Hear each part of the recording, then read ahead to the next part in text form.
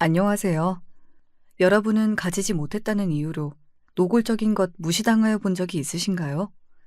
나보다 윗사람인 사람이 그렇게 해도 그런 이유로 무시당한다면 정말 서러울 텐데, 만약 아랫사람이 그런다면 저는 정말이지 생각만 해도 서러울 것 같습니다. 오늘 사연자분의 사연이 바로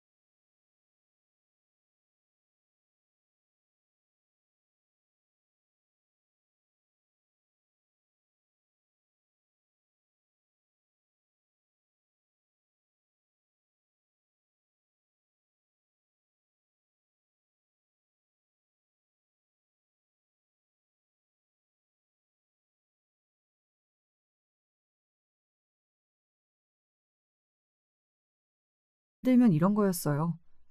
굉장히 비싼 호텔 뷔페를 먹으러 가는 날이었습니다. 당신 이런 거 처음 먹어보지? 나 이런 호텔에서 이렇게 비싼 밥 처음 먹어봐. 나 같은 남자랑 결혼해서 그런 거야. 알지? 당신이 나 안 만났으면 이런 곳에 밥 먹으러 언제 한번 와볼 수 있었겠어? 그냥 남편을 잘 만나서 이런 것도 먹고 좋지? 정도에서 끝내면 될 것. 자신이 아니었으면 평생을 이런 거 못 먹어보지 않았겠냐는 둥. 당신 정말 나 만나서 출세했다. 이런 말을 서슴없이 했어요. 그런 말을 그렇게 자연스럽게 서슴없이 한다는 건 평소에 기본적으로 그런 생각을 하고 있고 저를 그렇게 생각한다는 거였잖아요. 어딘가 여행을 갈 때도 그랬습니다. 이렇게 좋은 호텔 처음 와보지? 이렇게 좋은 고기 처음 먹어보지? 당신이 나 아니었으면 이렇게 좋은 옷을 언제 사 입을 수 있었겠어? 뭐 그런 이야기를 들었다고 하면 1박에 막 500만 원씩 하는 스위트룸에 1인분에 30만 원씩 하는 소고기겠지만 아니었어요. 조금 가격대가 있는 음식이고 호텔이고 옷들이었지만 돈을 어느 정도는 버는 사람들은 충분히 소비할 수 있는 수준이었습니다. 하지만 남편은 그런 걸 사주거나 먹을 때는 정말 말도 안 되는 생색을 냈거든요. 처음엔 고맙다가도 그런 과도한 생색에 결국은 안 먹고 안 입고 안 가고 말지 하는 생각이 들 수밖에 없었습니다. 그 소리를 듣기가 싫어서요. 그래서 제가 다른 좀 저렴한 밥이나 가성비가 좋은 숙소 같은 걸 예약하면 남편은 그것도 지나가지 않았어요. 그리고 꼭 엄청 기분 나쁘게 이런 말을 하고 넘어갔습니다. 취향이 가난하면 안 되는 거야. 뭐? 이런 거 맛있다고 먹고 가격 생각하면서 숙소 고르고 좀 없어 보이잖아. 그러니까 어디 가선 이러지 마. 나 부끄럽게. 아니, 그 밥집도 숙소도 멀쩡히 가는 사람들이 있는 곳들이었고, 그리고 별로인 곳들도 아니었거든요. 둘 다 맛집이라고 가성비 좋다고 사람들이 늘 바글거렸던 곳이었고요. 그런데 그런 사람들을 늘 발 아래 보면서 자기가 위에 있다는 듯 굴었어요. 물론 저에게는 더했고 말이죠. 그래서 어느 순간부터 남편이 굉장히 뭐랄까 좀 우습더라고요. 누가 보면 본인이 재벌 3세쯤 되는 줄 알겠어. 남들보다 조금 여유로운 수준이면서 본인이 더럽게 부자인 양 으스대는 거 정말 너무 꼴보기 싫어.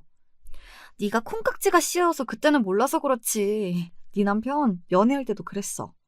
어? 진짜? 응. 우리 밥 사줄 때도 꼭 이거 비싼 거예요 이런 말 몇 번씩 하고 넘어갔고. 그리고 네가 네 남편이 준 선물 자랑할 때도 우리한테도 오빠가 이거 되게 좋은 거라고 했어 라고 꼭 말했잖아. 그래서 우리끼리는 남자친구가 그런 거 되게 말하는 타입인가 보다 했었는데?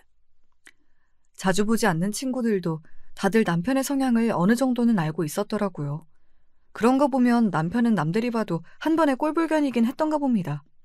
지금 생각해보면 저는 남편이 뭐가 좋아서 결혼까지 한 건지 모르겠어요. 그래서 이혼을 생각했던 적도 있었습니다. 하지만 매번 금방 다시 접었던 것 같아요. 늘 이유는 달랐습니다. 한 번은 남편과 헤어지고 어떻게 살아야 하느냐는 생각에 그랬던 적도 있고요. 아이를 낳고 난 뒤에는 아이를 생각하지 않을 수 없었고, 그리고 결정적으로 저희 엄마가 남편을 무척 좋아했어요. 아이고, 이번 생일에도 네 남편이 나한테 용돈이라면서 봉투를 주더라. 그거 얼마 된다고 그렇게 좋아해. 금액도 금액이지만 마음 아니니.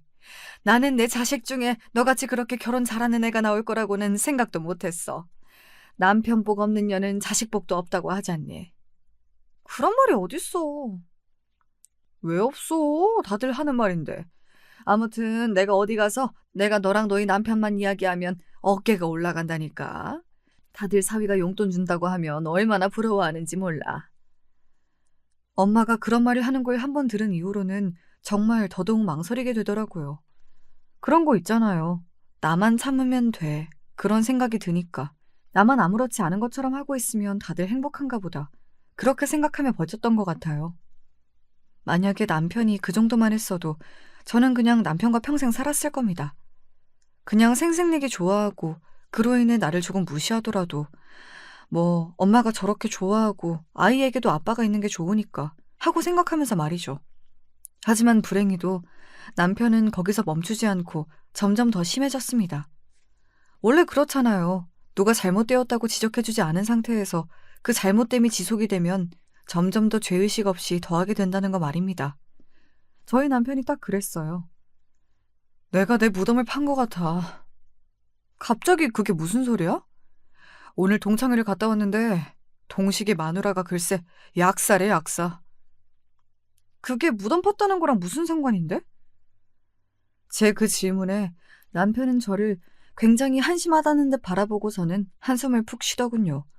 그리고 세상 짜증이 난 듯 짜증스러운 얼굴로 이렇게 이야기했었던 게 기억이 납니다.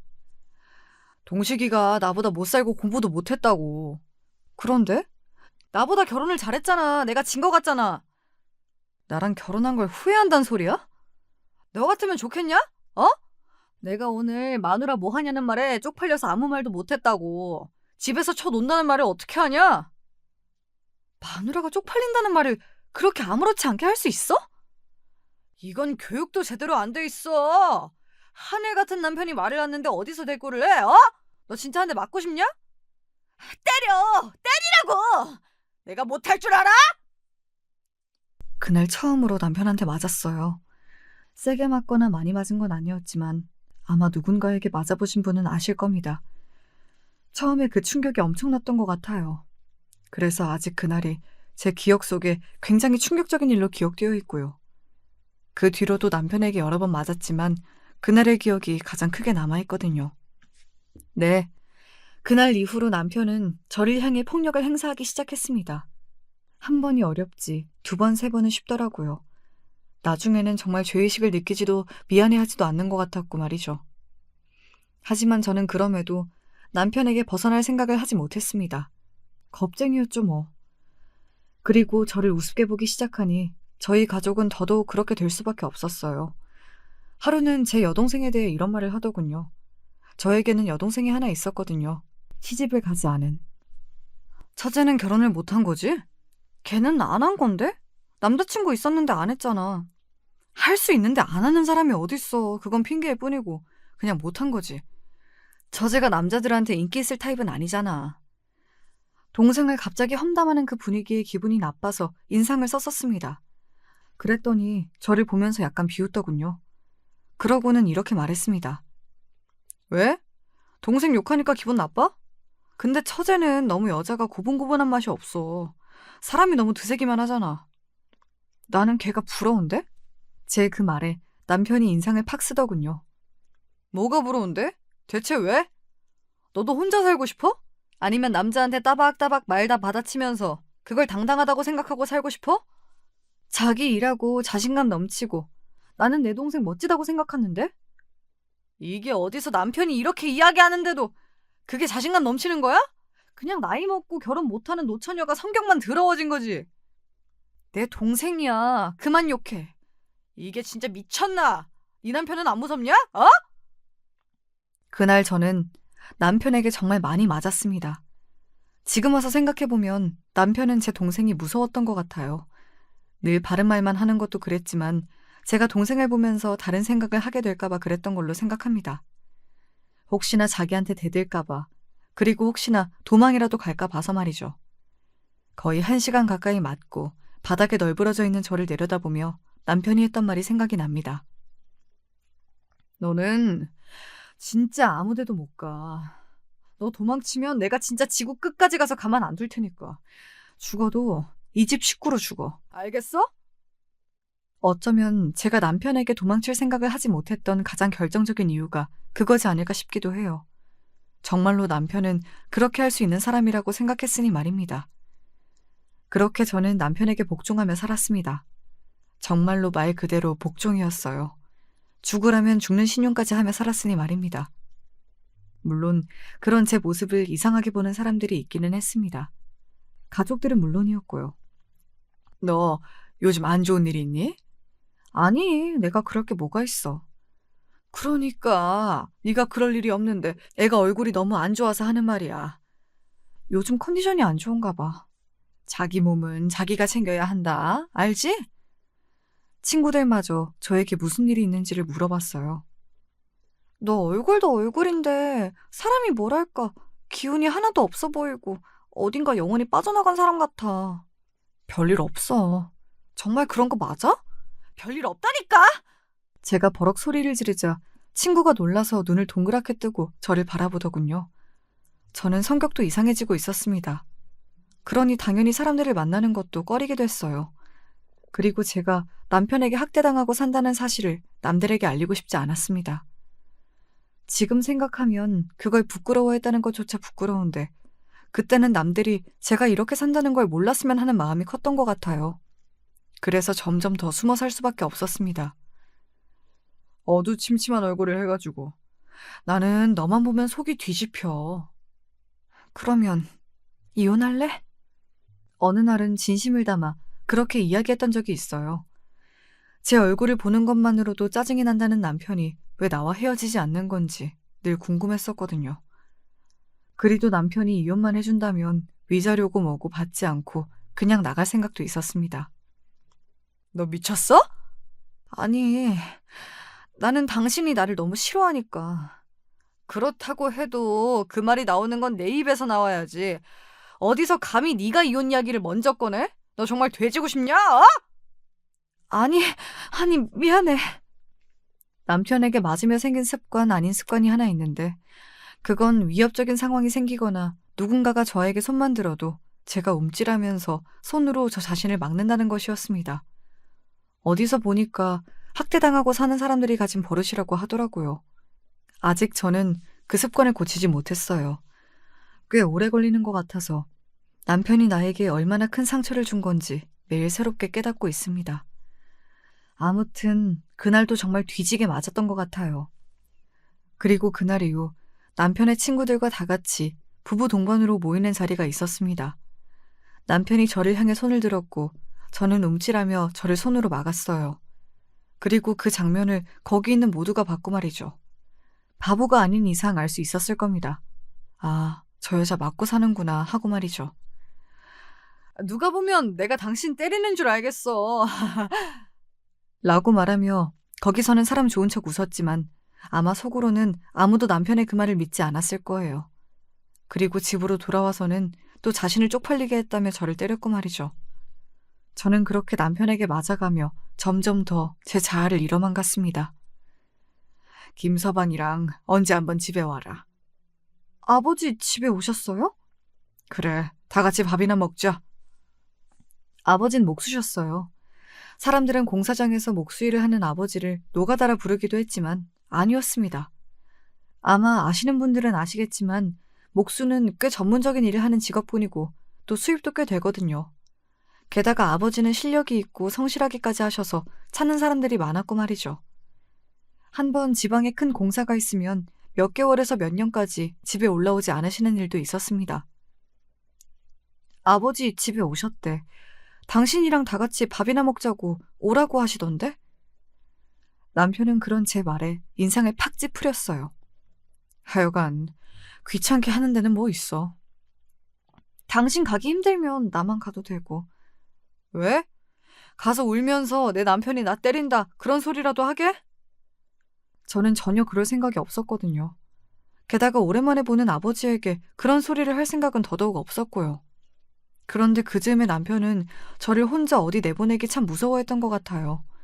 제 몸에 멍이 늘어갔고 또 사람들이 저에게 무슨 일이 있는 건 아닌지 의심하는 일이 종종 생기자 혹시나 자신이 저를 학대하는 일을 사람들이 알게 될까봐 정말 같이 있는 내내 늘 저를 감시했습니다.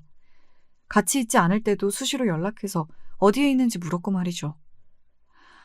이참에 뭐 제대로 된 사회 노릇 좀 해보지. 남편은 그렇게 말하며 으쓱하더군요.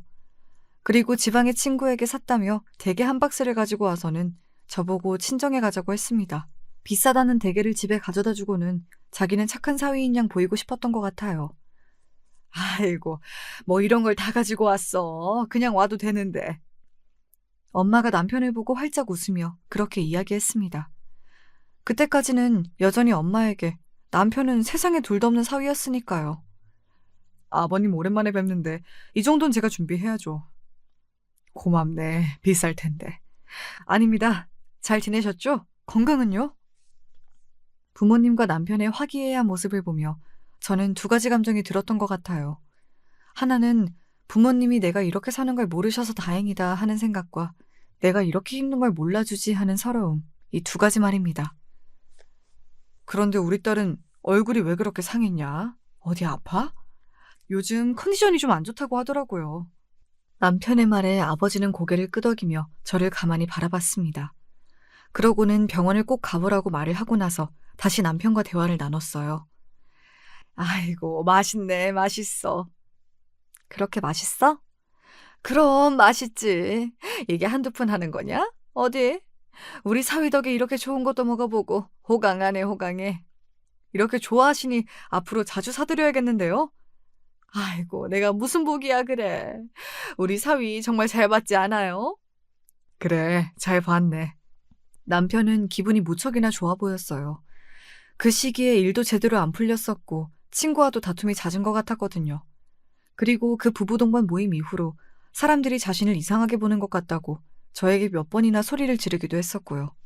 그런데 예쁘다, 잘한다, 좋다, 대단하다 해주는 사람들을 만났으니 남편의 기분이 좋을 만하긴 했습니다. 물론 남편의 기가 살아서 어깨가 올라갈수록 더더욱 침울해지는 건 저였지만 말이죠. 남편은 기분이 너무 좋은 나머지 평소보다 술을 많이 마셨어요. 원래 술을 마시면 늘 실수하는 사람이었기 때문에 제가 옆에서 조용히 말렸습니다. 다른 때 같았으면 말리지 않았을 거예요. 또 한 해 같은 남편이 하는 일을 말렸다고 노발대발할 게 뻔했으니까요. 하지만 저희 부모님 앞이었잖아요. 그래서 말릴 수밖에 없었습니다. 취했어. 그만 마셔요. 뭐? 지금 나한테 명령했어? 남편은 바로 정색하고 저를 노려봤지만 곧 저희 엄마와 아버지가 앞에 있다는 것을 알아차리고 표정 관리를 했어요. 아마 그때였을 겁니다. 아버지가 저희 두 사람을 다르게 보기 시작한 게 말이죠. 저희 아버지는 눈치가 상당히 빠른 편이시거든요. 많이 먹으면 안 좋긴 하지. 그래도 오늘은 장인어른도 오랜만에 뵙고 했으니까요. 나도 오늘은 너무 피곤해서 많이는 못 마실 것 같아. 아버지는 제가 남편이 술을 그만 마셨으면 한다는 것을 꿰뚫어 보시고는 그렇게 술자리를 그만 파할 것을 돌려 이야기하신 거였어요. 남편이 기분 나빠하지 않게 말입니다. 하지만 남편은 자신이 하고 싶은 것을 누군가에게 제지당했다는 거에 1차적으로 기분이 나쁜 상황이긴 했던 것 같아요. 아이, 그러지 마시고 장인어른, 제 술도 한 잔 받으세요. 남편이 약간 억지로 아버지에게 잔을 쥐어주고 술을 따르려 했던 때였습니다. 아버지가 술을 받지 않고 그 술잔을 식탁에 탁 하고 소리가 나게 내려놨어요. 누가 봐도 남편이 마음에 들지 않는다는 제스처를 취한 거였기 때문에 저도 엄마도 상당히 놀란 눈으로 아버지를 바라봤습니다. 특히 엄마는 정말 많이 놀란 것 같았어요. 아니, 지금 당신 왜 그래요? 취했어요? 취하기는 뭐가 취해? 취할까봐 그만 먹는다는 거지. 아니, 그래도 사람 민망하게 이게 무슨... 그리고 저는 보았습니다. 남편의 얼굴이 실시간으로 어두워지는 것을 말이죠. 원래도 본인이 화가 나면 참는 성격은 아니긴 했지만 술을 마시거나 하면 그걸 더 제어하기 힘들었어요. 저도 그래서 남편이 조금이라도 취한 것 같은 날에는 더더욱 조심했고 말이죠. 장인어른. 남편이 아버지를 낮은 목소리로 불렀고 아버지는 그런 남편을 아무 말 없이 바라봤습니다. 저는 그때 알아차렸던 것 같아요. 아, 아버지가 뭔가를 알고 있다. 방금 그 행동은 일부러 한 행동이다 하는 것을 말입니다. 왜 그러냐? 뭐가 문제야? 제가 지금 기분이 너무 좋아서 같이 좀 맞춰달라는 건데 그걸 못 해주신다는 거예요? 에? 과음은 좋지 않으니 하는 말 아닌가? 남편의 언성이 높아지는 것을 본 엄마가 눈을 동그랗게 떴지만 아버지는 아무런 동요가 없었습니다. 여전히 조금 전과 똑같은 얼굴과 목소리로 남편을 향해 계속 이야기를 이어나갔어요. 오늘은 그만하고 집으로 돌아가게. 그리고 우리 딸은 오늘 하루 여기서 자고 가게 두고. 알겠지? 아마도 아버지의 생각은 남편을 집으로 보내놓고 저에게 무슨 일이 있었는지 세세하게 캐물을 생각이셨던 것 같아요. 하지만 그렇게 하지 않아도 남편이 저에게 어떤 짓을 하는지 알 수 있게 되었지만요. 여기서 자고 간다고요? 이 사람이? 딸내미가 부모 집에서 하루 자고 가는 게 이상한 일은 아니지 않는가? 아버지의 말투가 점점 날카로워지고 있었어요. 아버지는 눈치를 완전히 채신 겁니다. 어느 정도인지 몰라도 제 결혼 생활이 평탄하지 않고 그 원인은 바로 남편에게 있다는 것을 말이죠. 엄마는 중간에서 몹시 곤란해하셨어요. 당신 왜 이래요? 취했어요? 한 병도 안 마셨는데 뭐가 취해? 그냥 우리 딸 오랜만에 봐서 이런저런 이야기 나누고 싶은 마음에 하루 자고 가라고 하는 건데 그게 문제요? 사실 아버지가 잘못한 건 없었습니다. 그러니 엄마도 남편 눈치를 한번 힐끔 보고서는 어색하게 웃으며 이렇게 이야기한 거고 말이죠. 그래, 오늘 하루만 얘 집에 두고 가. 어? 내일 일찍 보낼게. 아버지는 엄마의 그런 태도에 인상을 확 찌푸리셨어요. 나중에 들은 이야기인데 딸내미 앞에서 그렇게 사위에게 설설 기는 모습을 보여주면 남편이 저도 우습게 보는 게 당연하다고 그런 생각을 하셨던 것 같더라고요. 싫은데요? 남편이 그렇게 이야기하며 젓가락을 소리가 나게 식탁에 내려놨습니다. 아니 사실상 던진 거나 마찬가지였어요. 남편의 모습은 엄마는 놀란 눈으로 바라봤고 아버지는 아무런 감정이 없는 눈으로 바라봤습니다. 저는 놀라긴 했던 것 같아요. 남편의 그런 모습을 처음 봐서? 그런 이유는 전혀 아니었고요. 다른 사람 앞에서 그렇게 막 나갈 줄은 몰랐기 때문에 그거에 놀랐습니다. 자네, 지금 뭐라고 했나? 싫다고 했어요. 시집 보냈으면 끝 아닌가요? 아버님은 출가 외인이라는 말도 모르세요? 저 사람은 이제 우리 집 사람이에요. 엄마가 놀란 얼굴로 남편을 보다가 남편을 재빨리 말렸습니다. 아마 더 이상 큰 소리가 나오는 걸 막아야겠다 생각하신 것 같았어요. 그렇지 않다는 게 아니라 그래도 우리 딸이기도 하니 오랜만에 데리고 자겠다는 거야. 자네가 한 번만. 아이씨. 남편이 욕을 했습니다. 그리고 남편의 그 욕을 엄마도 아버지도 다 선명하게 들었고 말이죠. 엄마는 너무 놀라서 그 자리에서 입을 떡 벌리고 굳었어요. 엄마는 정말로 몰랐다고 하더라고요. 남편이 그런 사람이라는 걸 말입니다. 자네 지금 뭐라고 했나? 이 집안 사람들은 대체로 자기 주제 파악이 잘 안 되는 것 같아요. 내력인가? 뭐? 아니, 전현도 매일 지 주제 파악 못해서 나한테 맞거든요? 저는 거기서 굳을 수밖에 없었습니다. 그 말까지 남편이 할 줄은 정말로 몰랐거든요. 그리고 얼굴이 시뻘겋게 달아오른 게 느껴졌어요. 수치심 뭐 그런 감정도 있었던 것 같고 부모님이 몰랐으면 하는 마음이 컸으니까 그거에서 오는 복합적인 감정이었던 것 같아요. 뭐? 맞아? 네. 매일을 나한테 개처럼 맞으면서 살거든요. 몰랐죠? 아버지의 표정이 험악해지는 것을 저는 봤습니다. 평소엔 순해 보여도 화가 나면 너무 무서운 분이셨거든요. 그런 아버지의 모습을 알아서 저도 아버지를 조금 어려워하는 것도 있었고 엄마도 정말로 중요한 때는 아버지 말을 다 들었고요. 하지만 남편은 몰랐죠. 아버지의 그런 모습을 단 한 번도 본 적이 없었으니까요.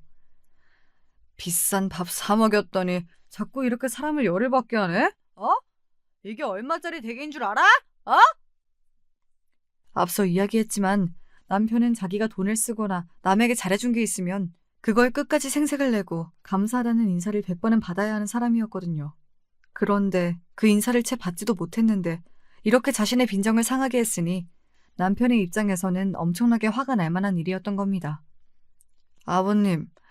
아버님은 이런 거 드셔보시기나 하셨어요? 평생? 남편은 그렇게 말하며 아버지를 비아냥거렸습니다. 그리고 급기야는 댁의 다리를 하나 들어서는 그걸로 아버지의 어깨를 밀었어요.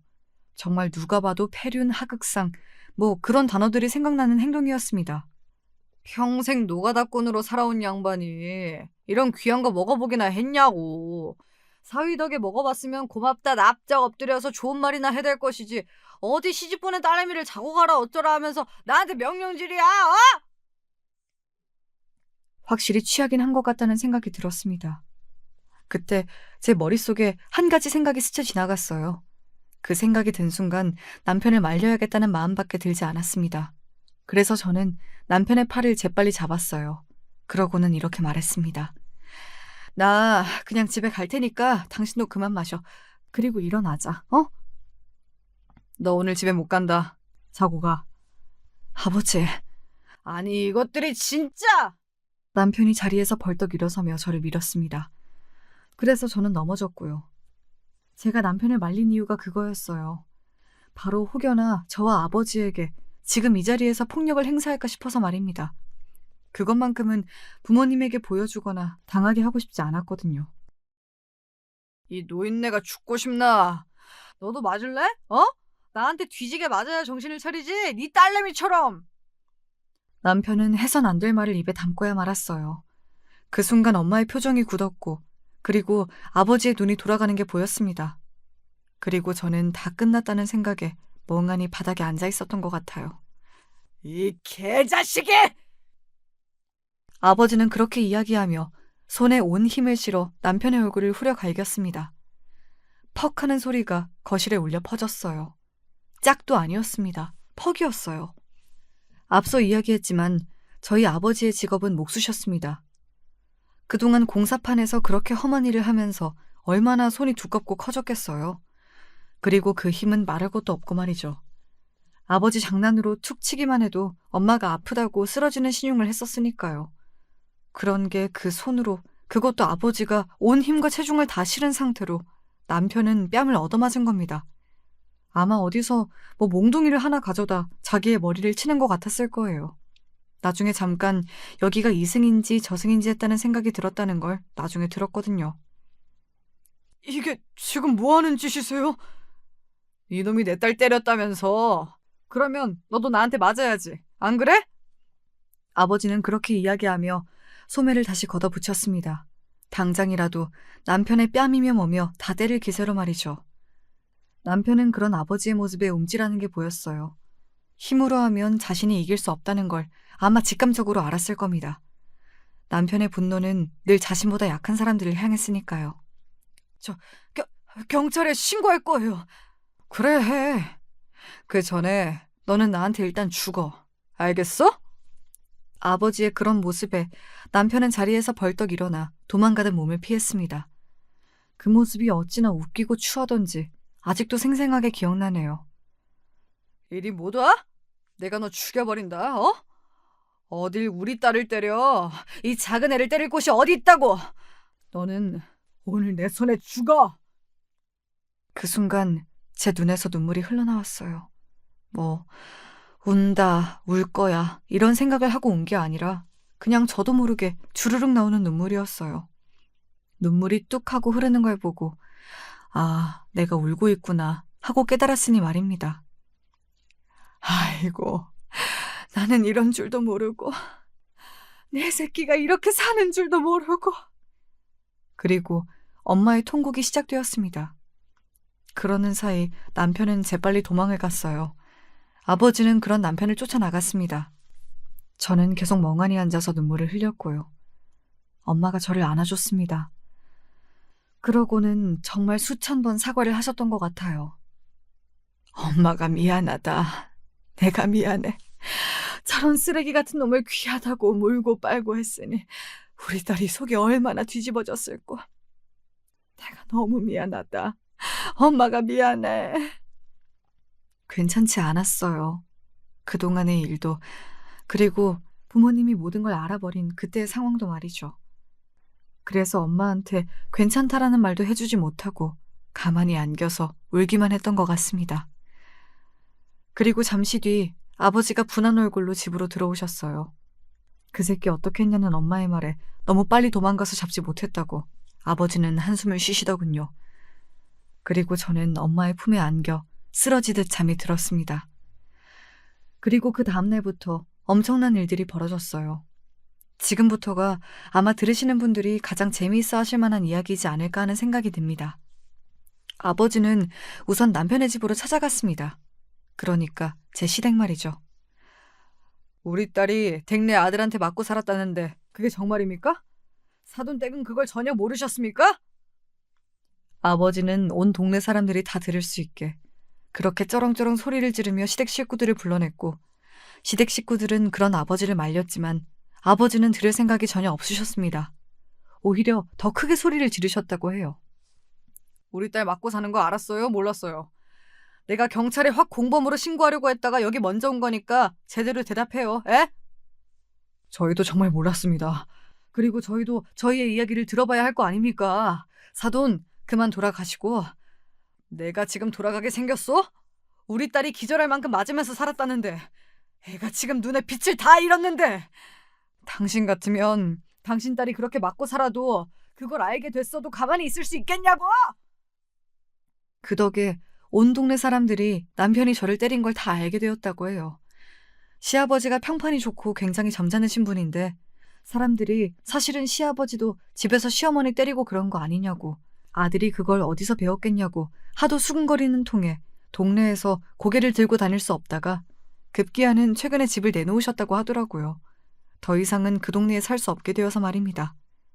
사실 저도 그동안 남편 몰래 하나 둘 증거를 모아놓긴 했었습니다.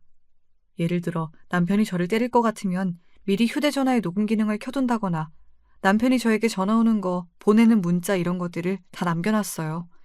혹시나 언젠가 쓸 일이 있을까 싶어서 말이죠. 그리고 그날이 오긴 하더라고요. 절대 오지 않을 줄 알았는데 말입니다. 너 정말 나랑 이혼이라도 하겠다는 거야? 어? 그러면 이렇게 모두가 다 알게 됐는데 내가 당신이랑 같이 살 수 있을 거라고 생각하는 거야 지금?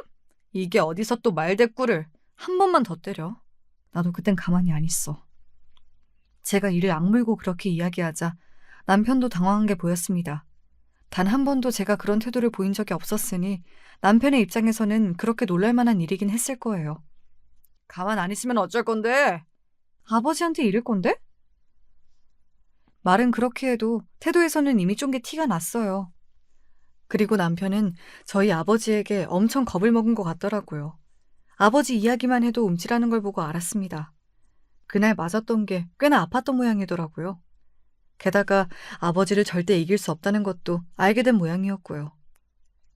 그리고 너는 정말 내가 그동안 그냥 당하고만 있었을 거라고 생각하니? 그게 무슨 소리야? 남편은 정말 영문을 모르겠다는 듯 저를 바라보더군요. 그런 남편에게 제가 서류 봉투 하나를 건넸습니다. 그걸 열어본 남편의 표정이 점점 굳다 못해 하얗게 질려갔어요. 아니, 이걸 다 어떻게, 언제 이걸... 그 안에는 그간 제가 모았던 저를 향한 남편의 학대에 대한 증거들이 가득했습니다. 저를 때렸던 날 병원에 가서 찍었던 사진, 그리고 의사의 진단서, 남편의 폭언이 담긴 문자의 내용들, 그리고 저를 때릴 때의 음성이 녹음된 파일들까지 말이죠. 그게 끝이 아니야. 더 봐. 그리고 남편은 제가 절대로 모를 거라 생각했던 자신만의 비밀 하나가 더 있었습니다. 그건 바로 너 꼴에 바람도 폈더라? 불륜까지 한 거예요. 저는 남편이 불륜을 한 것 자체는 기분이 나쁘거나 하지 않아요. 배신감? 그런 거 전혀 느끼지 못했습니다. 오히려 남편이 다른 여자를 만난다는 걸 알고 기쁘기까지 했었거든요. 제발 나를 버리고 그 여자에게 가라 라는 생각을 할 만큼 말이죠. 하지만 이런 상황에서 남편의 외도는 제가 더 쉽고 빠르게, 그리고 더 많은 것들을 받아내며 이혼을 할 수 있는 무기가 되었어요. 이미 그 자료들을 가지고 변호사를 다 만나고 온 다음이었고 말이죠. 남편이 말을 더듬었습니다. 이걸 다 모았단 말이야? 그동안? 그러면 내가 정말로 아무 생각도 없이 너한테 당하고만 살 줄 알았니? 나도 생각이라는 걸 해. 내가 진짜 등신이야? 어? 남편은 아무 말 없이 가만히 제가 보낸 자료들을 하나둘 봤습니다. 남편도 알았을 겁니다. 이혼하지 않을 방법은 그 어디에도 없을 거라는 걸 말이죠. 머리 굴리지 말고 순순히 도장 찍어. 그리고 다시는 내 앞에 나타나지 마. 알겠어? 만약에 내 요구를 하나도 들어주지 않으면 내가 무슨 짓을 할지 나도 몰라. 제 그 말에 남편은 쫀득했지만 그래도 끝까지 자존심을 세우더군요. 자기가 그렇게 무시하고 막대하던 아내에게 이런 소리를 듣는 게 퍽이나 자존심이 상한 모양이긴 했습니다. 정말 가짱키도 말이죠. 뭐 어떻게 할 건데? 아버지한테 이를 거라니까? 그리고 소송도 할 거야. 그리고 네가 가는 모든 곳에 네가 한 짓을 전시할 거야. 네 친구들, 네 회사 동료들, 네가 아는 모든 사람한테 이거 다 보낼 거라고. 알아들어? 이 개새끼야? 그 말은 정말 남편이 본인의 인생에서 들어본 말 중에 가장 무서운 말일 겁니다. 저는 확신할 수 있어요. 그렇게 사람 좋은 척을 하면서 가오 떨어지는 걸 죽기보다 싫어하는 양반이 자기 몸에 반도 안 되는 마누라를 팬 것도 모자라서 70이 넘은 장인어른에게 그렇게 맞고 도망을 다녔다는 것. 아마 죽기보다 주변 사람들에게 알려주기 싫었을 거예요. 알았어. 알겠으니까 합의서 들고 와. 그렇게 순순하게 대답하더군요. 그리고 이 말을 몇 번이나 했습니다. 깨끗하게 당신 원하는 거 다 해주면 소문 안 낼 거지? 진짜 소문 내지 마. 알겠지? 바로 이 말이요. 그렇게 저와 남편은 이혼했습니다. 재산 분할은 물론 위자료의 양육권까지 죄다 제가 가지고 왔어요. 그리고 남편은 제 허락 없이는 제 앞에도 아이 앞에도 나타나지 않겠다는 각서까지 썼고 말입니다. 저는 그렇게 지옥 같았던 결혼 생활을 끝냈습니다. 지금은 이렇게 이야기할 수 있어도 한동안은 그 관련된 이야기는 아무것도 하지 못했어요. 떠올리는 것조차 너무 고통스러웠으니까요. 이제는 어느 정도 상처가 치유가 되어 이런 이야기를 제가 먼저 꺼낼 수 있게 된 게 무척이나 다행이라는 생각이 드네요. 병원에 다니고 있기도 하고 무엇보다 제 주변에 좋은 사람들이 많아서 극복할 수 있었던 것 같습니다. 엄마는 제 얼굴만 보면 울려고 했는데 이제는 제 얼굴을 보면 좋은 이야기를 많이 해주려고 노력하세요. 그간 저에게 그런 일이 있었다는 걸 까맣게 모른 채 그저 사위가 예쁘다고만 했던 거에 대해 굉장한 죄책감을 느끼시고 있는 것 같았습니다. 전혀 그러지 않아도 되는데 말이죠. 저는 오히려 모르시길 바래서 감췄던 거기도 하고요. 그리고 아버지는 한동안 남편을 계속해서 괴롭혔어요. 아니, 괴롭혔다기보다 겁을 준 거죠. 너네 아버지같이 덩치도 좋고 힘도 좋고 게다가 나를 그렇게 때려본 적이 있는 사람이 그렇게 주변을 계속 돌아다니면 무섭지. 나 같아도 너한테 전화할 만한 것 같아. 남편이 저희 아버지가 무섭다고 더 이상 자신을 쫓아다니지 않았으면 한다고 전에서 연락해왔거든요. 고작 저런 인간이 무서워서 그간 잠자코 있었다는 게 어이가 없을 만큼 하찮다고 생각했던 것 같습니다. 아마 그 새끼는 저희 아버지가 무서워서라도 제 옆에 나타나진 않을 거예요. 아니, 그 전에 그 상간녀라는 여자와 다시 재혼했으니 더 그랬긴 했을 겁니다. 네, 남편은 금방 다시 재혼을 했습니다. 보통 이런 경우에는 그 상간녀를 욕하고 싶다든지 아니면 그래 너도 어차피 바람 피워서 하는 결혼이고 네 엿보니까 그런 개새끼한테 실컷 당해봐라 뭐 그런 생각이 들 것 같잖아요. 하지만 저는 둘 다 아니었습니다. 너무 불쌍하지 않니? 세상에 남편 불륜녀를 이렇게 진심으로 불쌍하다고 생각하는 사람은 너밖에 없을 거다 진짜로. 하지만 저는 정말로 그녀가 불쌍했거든요. 저와 같은 일을 당한다는 걸 생각하면 말이죠. 아무리 불륜이 엄청난 잘못이긴 하지만 제가 당했던 수년의 그런 일들을 다 당할 만큼의 죄는 아니라는 생각이 들기도 했고요. 그만큼 남편은 저를 학대했으니까요. 할 수만 있다면 그 불륜녀를 찾아가서 그 결혼은 절대 하지 말라고 뜯어말리고 싶었지만 주변에서 말렸습니다. 그 여자의 엿보이기도 하고 무엇보다 이제 더 이상 그 집 식구들과 엮이지 말라고 말이죠. 저도 그러고 싶진 않았기에 찾아가진 않았던 것 같아요.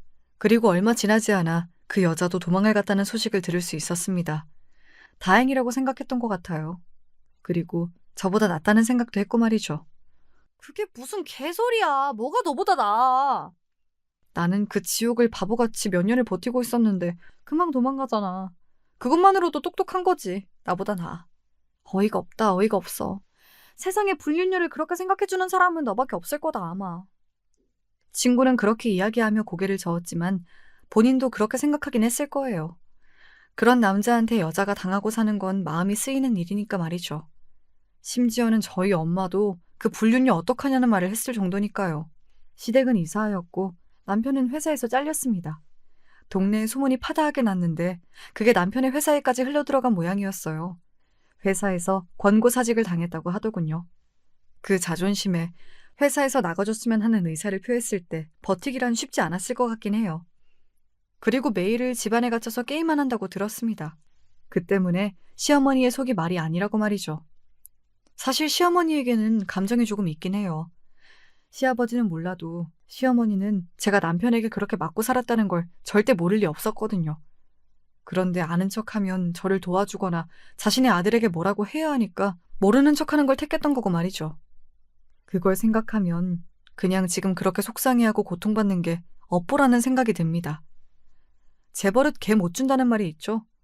남편은 동네에서도 자기보다 못한 사람에게 손가락질하고 어디 식당에 가서도 가게 사장님한테 이렇게 남 비위 맞춰주면서 밥 벌어먹고 사는 거 힘들지 않냐 뭐 그런 식의 이야기를 했다가 시비가 붙어서 싸움이 났다는 이야기를 들었습니다. 그리고 경찰이 와서 합의금을 몇 번이나 물어줘야 했다고 말이죠. 친구들에게도 다 손절을 당했다고 하더군요. 전에 왜 약사 아내와 결혼했다던 그 친구에게도 시비를 걸었다고 했습니다. 나보다 평생을 못 낳았던 애가 어떻게 자기보다 잘 살 수 있냐면서 화를 내서 말이죠. 그러면서 그 약사 아내를 자기가 꼬시겠다며 말도 안 되는 개소리를 해댔다고 하더군요. 친구에게도 회사에게도 손절을 당하고 이제 가족밖에 남지 않았다고 했습니다. 그마저도 시아버지나 동생들은 찾아오지도 않고 시어머니만 가끔 들여다본다고 말이죠. 남편은 아마 결국에는 자기 어머니에게도 버림을 받게 될 거예요. 제가 아는 시어머니는 인내심이 있는 사람이 아니었고 남편은 그 정도를 뛰어넘는 사람이었으니 말입니다.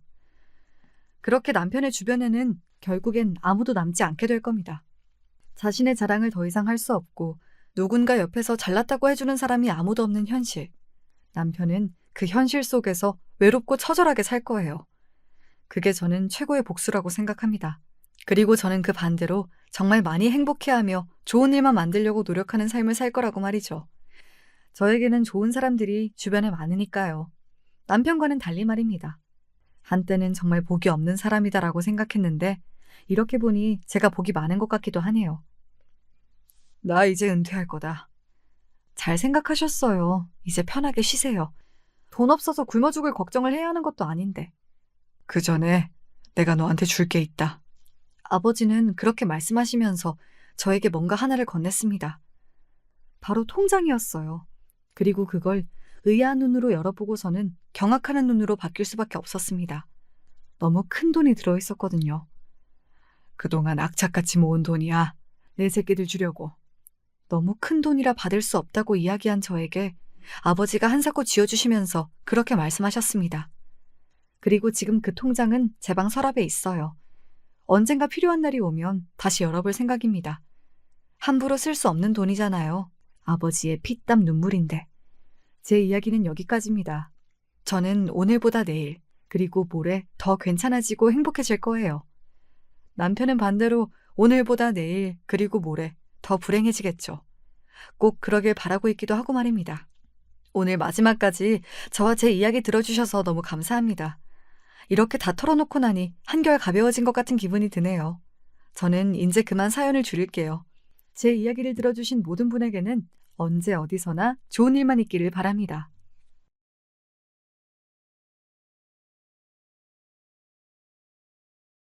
안녕하세요. 전 경기도에 살고 있는 40대 초반 여성입니다. 결혼한 지 8년 정도 됐고, 현재는 6살 난 아들 하나가 있어요. 늦게 귀하게 얻은 아이라 온 집안의 예쁨을 다 받고 있는 아들입니다.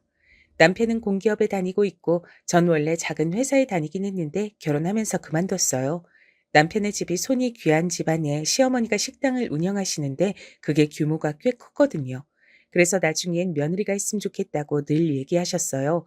남편은 외동아들이었으니 당연히 그건 절 얘기하는 거겠고요. 물론 그런 이유도 있긴 했지만 가장 큰 이유는 바로 아이였습니다. 조금 전에 얘기했듯 남편의 집안은 대대로 손이 아주 귀했고 전 빠르지 않은 나이에 결혼했어요. 사실 그것 때문에 시어머니가 절 마음에 안 들어 하신 부분도 있었고 말이죠. 처음 인사를 갔을 때 다른 것보다도 나이부터 물어보셨던 게 기억납니다. 올해 나이가 어떻게 되니? 33입니다. 아이고, 곧 있음 노산이네 그려. 처음 보는 자리에서 바로 그런 얘기부터 하셨으니까 말이죠. 사실 인사를 가기 전에 남편에게 어머니가 좀 그러신 편이라고 미리 얘기를 듣고 가긴 했지만 그럼에도 면전에 대고 바로 그런 얘기를 들으니 당황스럽고 놀라긴 했었습니다. 결혼하자마자 바로 임신부터 해라. 알겠지? 네? 아, 네. 딱히 엄청난 반대를 하진 않으셨지만 제 나이는 대놓고 마음에 안 들어 하셨어요. 하지만 남편이 이미 저보다 4살이나 더 많았었기 때문에 더 어린 며느리를 보는 건 쉽지 않다는 것도 알고 계신 듯 했습니다. 물론 시어머니의 식당이 잘 되고 있었고 남편이 공기업이라는 안정적인 직장을 다니고 있지만 남편도 곧 마흔인데 더 이상 미룰 수만은 없는 노릇이니까 말이죠. 그래서 인사를 간지 얼마 되지 않아 바로 상견례를 하고 날을 잡았어요. 최대한 빨리빨리 그렇게 결혼했습니다. 물론 좋은 점도 있었어요. 빠르게 준비하다 보니 서로 맞지 않는 점도 빨리 해결했거든요. 예를 들어 혼수나 예단 그런 문제들도 양측 다 욕심부리지 않고 어느 정도만 맞춰서 했고 그 외에 다른 것들도 크게 문제가 되는 부분이 아니면 대충대충 넘기자 뭐 이런 분위기였기 때문에 결혼을 준비하면서 한 번도 싸우거나 다툼이 있었거나 하는 건 없었습니다. 친구들 이야기를 들어보면 결혼 준비하면서 참 많이 싸우고 또 파혼하는 커플들도 많다던데 저흰 그런 문제는 굉장히 수월하게 넘어갔어요. 그게 다 시어머니가 하루빨리 결혼하고 하루빨리 아이를 낳아야 한다는 어떤 사명감 같은 게 있으셔서 진행이 빨랐기 때문이기도 했습니다. 아무튼 그렇게 결혼은 수월하게 했는데 문제는 아이가 바로 들어서지 않는다는 것이었죠. 결혼을 하자마자 집에서 아이 갖는 거에만 매진하라며 일도 그만두게 하셨거든요. 그리고 원래는 결혼하자마자 바로 병원에 가본다든지 그런 걸 하진 않잖아요. 그냥 얼마간은 자연스럽게 신혼을 잘 보내다가 피임하지 않는데도 몇 년간 아이가 생기지 않으면 보통 검사를 하러 가는 게 일반적인데 저희 부부는 시어머니의 성화에 못 이겨 결혼한 지 한 달 만에 병원에 가야만 했죠. 그리고 양쪽 다 문제가 없다는 얘기를 시어머니가 직접 귀로 듣고 나선 어디서 점을 보고 제 생리 주기를 검사하시는 등 유난이란 유난은 다 떠셨습니다. 물론 그거에 완전히 몰입해 계셨기 때문에 다른 시비는 걸지 않는다는 게 장점이긴 했지만 그렇게 너무 간섭하시는 것 자체가 저에겐 상당히 스트레스였거든요. 한 번은 제가 돌려서 말한 적도 있어요. 너무 이렇게 신경 쓰고 아등바등하면 오히려 안 온다고들 하잖아요. 조금만 마음 편하게 아무 생각 없이 있어 보면 찾아오지 않을까요? 남편도 저도 둘 다 문제 없다고 하니까 금방 들어설 거예요. 그렇다고 가만히 손 놓고 있을 순 없잖니. 네 나이도 생각해야지. 아예 신경을 쓰지 않는다는 게 아니라 조금만 여유를 가져보는 게 어떠세요? 제가 너무 신경 쓰고 있는 것 같아서 오히려 오지 않나 싶어서요. 제 말이 시어머니는 상당히 마음에 들지 않는 듯 보였지만 어쩔 수 없잖아요. 아이를 가져야 하는 건 저고, 그리고 제 마음이 편해야 하는 것도 사실이니까요. 그래서 시어머니는 정말 마음에 들지 않는다는 표정으로 어쩔 수 없이 수긍하셨어요. 그리고 다행하게도 그렇게 저를 놔둔 지 반년이 채 지나지 않아 저는 임신을 했습니다. 정말이지 그야말로 온 가족의 경사였어요. 아이고, 하나님, 부처님 감사합니다. 그래서 해산이 언제냐? 올 연말쯤이라는 것 같아요. 가만 보자. 그럼 둘째는 좀 소름이 돋긴 하더군요. 첫째 아이를 가지자마자 둘째를 언제 가질 수 있는지부터 계산하시는 모습을 보고 있자니 말입니다. 제 뱃속에 있는 아이가 아들이길 누구보다 간절히 바란 건 다름 아닌 저였어요. 만약에 딸이라면 또 다음 임신이 있을 때까지 어머니가 절 얼마나 괴롭힐진 안 봐도 비디오였습니다. 정말 다시는 겪고 싶지 않았거든요. 저는 어린 시절부터 잔병 치레가 많았고 몸이 건강 체질은 아니었다 보니 임신하고서도 걱정이 많았습니다. 그리고 그 걱정은 늘 적중했죠. 아이를 가지고 있는 동안 정말 고생을 많이 했거든요. 임산부가 겪을 수 있는 거의 모든 질환은 다 겪은 것 같아요. 몸이 너무 힘들었고 너무 고통스러웠습니다. 물론 뱃속의 아이가 너무 보고 싶고 사랑스러웠지만 그럼에도 가끔은 견딜 수 없을 만큼 힘들었어요. 시어머니는 그런 저에게 매번 잔소리하셨습니다. 너는 애가 몸이 이렇게 약해서 대체 어디다 쓰니? 움직이지 말란 말이 그렇게 힘드니? 남들은 이렇게 다 해주면 고마워서 절을 한다더니 너는 왜 가만 누워 있는 것도 못해? 제가 몸이 그러니까 시어머니가 절 돌본다는 이유로 거의 저희 집에 사셨거든요. 아이를 가지고 있는 동안에 말입니다. 그런데 제가 움직이기만 해도 저렇게 버럭 화를 내셨죠. 전 그때 알았습니다. 가만히 누워있는 일도 보통 일이 아니란 것을 말입니다. 그렇게 고단하고 힘든 10개월이 지나고 드디어 아이를 볼 수 있었어요. 이미 성별은 알고 있긴 했습니다. 중간에 한번 물어봤을 때 선생님께서 알려주셨고 전 그걸 바로 그 누구보다 빠르게 시어머니에게 알려드렸었거든요. 다음 임신은 정말 죽어도 하고 싶지 않아서 말이죠. 아이고, 됐다, 됐어. 아들이라니. 아마 그날이 제가 시어머니를 본 중 가장 기뻐 보이는 날이었을 겁니다. 그렇게 아들을 낳았어요. 정말 집안의 경사라는 말은 이럴 때 쓰는 거구나 하고 생각했던 것 같습니다. 사실 시아버지는 딱히 임신이나 아들에 대해 별말 하지 않으셔서 그렇게 좋아하실 줄은 몰랐거든요. 근데 정말 좋아하셨어요. 하루 종일 아이에게서 눈을 떼지 않으시고 하루 종일 입이 귀에 걸려 있으셨거든요. 이제 어머니도 그전보단 나아지실 거야. 당신이 너무 고생 많았어. 남편이 그렇게 얘기하며 제 등을 쓰다듬어 주더군요. 저도 그렇게 생각했습니다. 그토록 원하던 아들을 낳아드렸으니 이젠 그 전과 같은 간섭이나 잔소리들이 덜할 거라고 말이죠. 하지만 그건 엄청난 오산이었어요. 저희 시어머니는 예사뿐이 아니셨습니다. 기저귀는 뭐를 싸라, 언제까지는 모유 수유를 해라. 그러려면 엄마가 먹어야 할 음식은 이런 것들이 좋고 이런 것들은 먹으면 안 된다. 정말 사사건건 하나하나 다 간섭하셨어요. 둘째도 이제 슬슬 가져야지. 그리고 몸을 푼 지 얼마 되지 않아 바로 그렇게 얘기하셨습니다.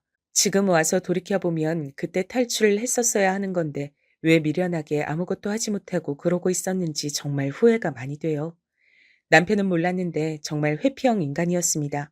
딱히 저에게 못하는 건 없었지만 시어머니의 구박이나 과한 요구 조건들에도 시어머니에게 그러지 말란 말 한마디를 하지 않는 사람이었어요. 시어머니는 그런 아들을 두고 엄마 말 잘 듣는 효자 아들이라고 했지만 제 생각은 달랐습니다. 남편은 귀찮고 번거롭고 괜히 복잡해지는 일에 끼고 싶지 않았던 거예요. 아마 자신의 어머니가 어떤지 알고 있으니 더 그러긴 했겠지만요. 시어머니는 제가 미처 몸을 다 추스르기도 전부터 둘째 얘기를 하시더니 아들이 돌이 다가올 때쯤 정말 스트레스를 많이 주셨어요. 너도 조금 있으면 노사 나느니? 지금 낳아야 한다. 낳을 생각이 없는 건 아니지? 노력은 하고 있니? 지금 가져야 2살 차이 나고 딱 좋잖니? 볼 때마다 그놈의 임신, 그놈의 아이, 정말 지겹도록 얘기를 해대셨어요. 제가 스트레스성 탈모가 올 지경이었습니다. 아마 그쯤이었을 거예요. 저희 친정 엄마가 시어머니의 그 유난을 알게 된 게 말입니다. 너 요즘 안색이 왜 그러니? 아, 한약 먹는 게 있는데 그게 몸에 잘 안 맞나 봐. 자꾸 살이 빠지네.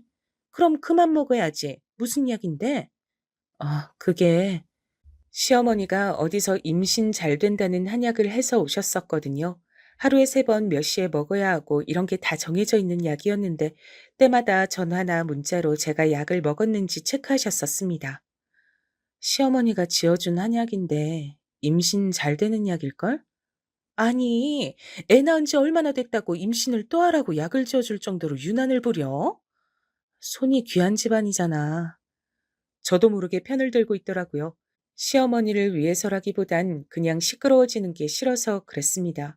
하지만 그런데도 엄마는 그 상황이 몹시 마음에 들지 않으시는 듯 했어요. 당연한 거죠. 자기 딸이 임신하는 문제로 저렇게 유난히 시어머니에게 휘둘리고 있다는 게 말입니다. 김서방이 중간에서 뭐라 안 해줘? 내가 그냥 하지 말라 그랬어. 괜히 시끄러워지는 거 싫어서. 그것 또한 거짓말이었죠. 엄마에게 걱정시키고 싶지 않았거든요. 아마 세상 모든 딸들은 공감할 겁니다. 제 심정을 말이죠. 아무튼 네 몸까지 이렇게 힘들게 만들면서 아이 또 가질 필요 없어. 너도 너무 스트레스 받지 말고 가지기 싫으면 그냥 가지지 마. 임신 안 된다고 하는데 뭐 어쩔 거야. 그리고 하나 낳았으면 됐지. 또 왜 그렇게 유난을 부려? 엄마의 그 말에 눈물이 나올 것 같았지만 정말 혼신의 힘을 다해서 꼭 참았던 것 같아요. 엄마에게 그런 모습을 보여주고 싶지 않다는 그 일념 하나로 말이죠. 그리고 다행인지 불행인지 둘째가 곧 들어섰습니다. 시어머니는 정말 뛸 듯이 기뻐하셨죠. 돌이켜보면 전 그때쯤부터 시어머니를 정말 많이 미워하고 원망했던 것 같아요. 기뻐하는 시어머니를 보며 다행이다, 안심이다, 이런 생각보다 그 모습이 정말 꼴보기 싫단 생각을 먼저 했던 것 같거든요. 그때 제 나이가 이미 노산인 나이로 접어들고 있을 때라 병원에서도 그렇고 더 조심하라는 의사 선생님의 말씀에 정말 시어머니의 그야말로 밀착 케어가 시작됐습니다. 첫째를 가졌을 때보다 한 10배는 더 했던 것 같아요. 저는 정말 스트레스를 많이 받았거든요. 하지만 가만히 누워서 다 해주는데 스트레스 받을 게 뭐가 있냐는 시어머니의 말과 그런 제 심정을 이해하지 못했던 남편 때문에 그 고통은 날로 더 심해졌습니다. 모두 아시겠지만 스트레스가 만병의 근원이고 또 임신 초기의 임산부에게 정말 쥐약이잖아요. 어쩌면 제가 유산한 건 아마 정해진 수순이었을 거예요. 그런 환경에선 말이죠. 네, 저는 둘째 아이를 유산했습니다. 가진 지 3개월 정도 됐을 때 말이죠. 바라던 임신도 아니었고 또 너무 힘들어서 겁이 났던 것도 사실이었지만 아이를 잃는다는 건 엄마에게 엄청나게 큰 슬픔이자 아픔이었어요. 저는 참 많이 힘들었습니다. 방 안에 갇혀서 나오지도 않고 울었어요. 그리고 그 스트레스를 더해준 건 다름 아닌 시어머니였고 말입니다. 뭘 어떻게 했길래 가만히 누워만 있는데 애가 떨어져? 스트레스 때문이라잖아요. 지가 스트레스 받을 게 뭐가 있다고. 하여간 복에 겨워선 이걸 어쩔 거야. 이 일을 어쩔 거냐고. 애 한 번 떨어지면 다시 갖기 힘든 거 몰라? 이미 떨어진 애를 어째요, 그럼. 다시 붙일 수도 없고, 어머니도 진정하세요. 아이고, 아이고, 쟤는 어쩜 뭐 저렇게 하나 마음에 드는 게 없어? 이 손귀한 집에? 선우 있잖아요. 둘은 낳아야지. 그러게 내가 나이 좀 더 어린 애랑 하라고 했지? 지금 그 얘기가 왜 나와요? 시어머니는 며느리를 그야말로 애 낳는 기계, 그 이상도 그 이하로도 보시지 않는다는 걸 다시 한번 실감했던 순간이었죠. 돌이켜보면 전 그때부터 급격하게 말을 잃었던 것 같습니다. 시어머니와 말을 섞기 싫었고 그러려면 최대한 말을 잘 들어야 했어요. 그래야 두 말을 안 하시고 그래야 시어머니의 목소리를 더 듣지 않을 수 있었으니까요. 왜 벗어날 생각을 하지 못했는지 지금 생각해보면 그때 제가 그렇게 바보 같을 수 없어요. 너무 후회가 됩니다. 둘째를 유산하고 한동안 아이가 들어서지 않자 시어머니는 포기를 하신 듯 했죠. 더 이상 아이 얘기는 하지 않으셨거든요. 그리고 아들이 자라면서 걷기 시작하고 말을 하고 그런 손주를 보는 재미에 푹 빠지셔서 저에게 더 신경을 안 쓰시기도 했고 말이죠. 그래서 좀 살만하다 싶었던 어느 날이었습니다. 너 이제 가게 나와라. 네? 제가 어머니 가게를요? 언젠가 네가 물려받아야 할 가게인데 이제 슬슬 나와서 일 배워야지. 이제 둘째도 물 건너간 마당에 언제까지 집에서 그러고 놀고 먹을 거야? 앞서 이야기했듯 시어머니는 식당을 운영하고 계셨고 언젠가 그 식당을 며느리에게 물려주고 싶다고 하신 적이 있으셨기 때문에 이런 날이 올 거라고는 생각했지만 아직 시어머니가 정정하셔서 저는 조금 더 뒤가 될 거로 생각했거든요. 그리고 최대한 미루고 싶기도 했고 말이죠. 선우가 너무 어리잖아요. 조금 더 크면요. 시어머니는 네가 하는 일이 뭐가 있냐. 애는 잘 보는 사람에게 맡기면 되지 않느냐 하는 소리를 하셨지만 이번엔 저도 지지 않았습니다. 어디서 보니 아이가 4살이 될 때까진 엄마랑 같이 크는 게 정서상 좋다더라. 그러면 아이가 더 똑똑해진다더라. 이런 얘기를 해서 겨우 시어머니를 말릴 수 있었어요. 똑똑하고 공부 잘하는 거. 그거에 엄청나게 집착하셨거든요. 그렇게 아이가 5살이 될 때까지 그 식당을 나가는 걸 미룰 수 있었습니다. 하지만 그 이후로는 더 이상 미룰 수 없었어요. 물론 그동안도 시어머니의 간섭과 유난은 계속되긴 했습니다. 애가 안 먹으면 안 먹는 대로, 많이 울면 우는 대로 언제나 제 탓을 하시며 저를 나무라셨으니까요. 그리고 그게 몇 년 동안 반복되자 저도 어느 순간부턴 정말 내가 잘못하고 있는 건가? 내가 모자라서 그런 건가 하는 생각이 들기 시작하기도 했죠. 처음엔 분명 시끄럽게 만들고 싶지 않아서 참고 한 귀로 듣고 한 귀로 흘리자 했던 건데 그런 얘기를 몇 년 동안 반복해서 듣다 보니 저도 모르게 안 좋은 일이 생기면 제 탓을 하고 있더라고요. 내가 뭘 잘못했는지, 혹시나 그게 내 탓은 아닌지 하는 것과 같은 말이죠.